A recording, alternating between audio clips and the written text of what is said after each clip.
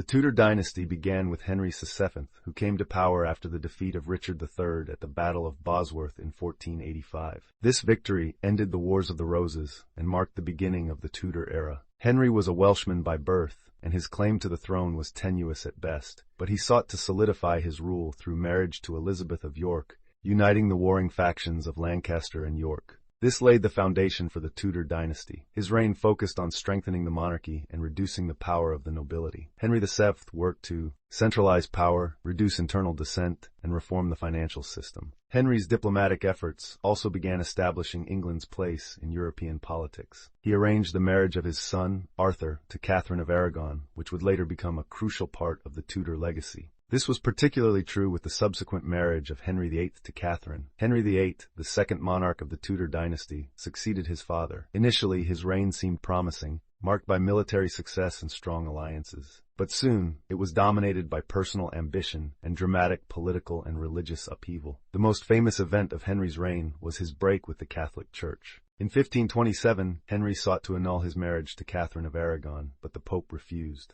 This led Henry to break away from the Catholic Church, declaring himself the supreme head of the Church of England. He initiated the English Reformation. Henry's establishment of the Church of England was accompanied by political struggles, including the execution of those who opposed him, such as Thomas More and Thomas Cromwell. His 6 marriages, driven by his desire for a male heir, became notorious and defined his legacy. The birth of his son, Edward VI, through Jane Seymour was a moment of triumph, but it came at the cost of Anne Boleyn's execution.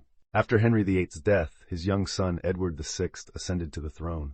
Edward's reign was short, as he died at just 15 years old, but during his time in power, England became more firmly Protestant. However, Edward's death led to a succession crisis, as his will named Lady Jane Grey as his successor. This resulted in the brief and controversial reign of Lady Jane, followed by the ascent of Mary I, Henry's Catholic daughter.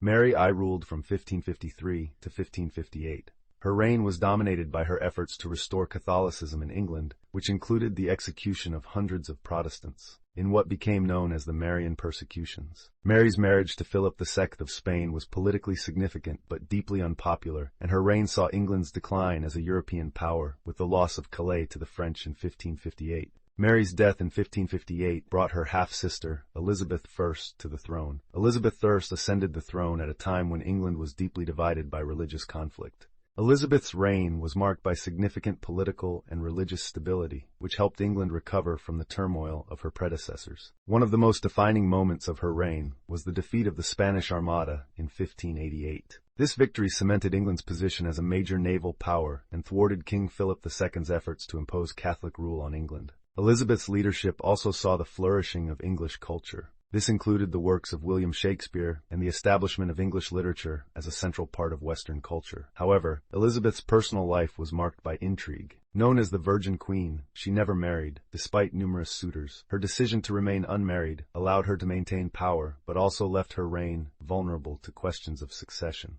Elizabeth's death in 1603 marked the end of the Tudor dynasty, as she was succeeded by James VI of Scotland, who became James I of England, uniting the crowns of England and Scotland under the Stuart monarchy.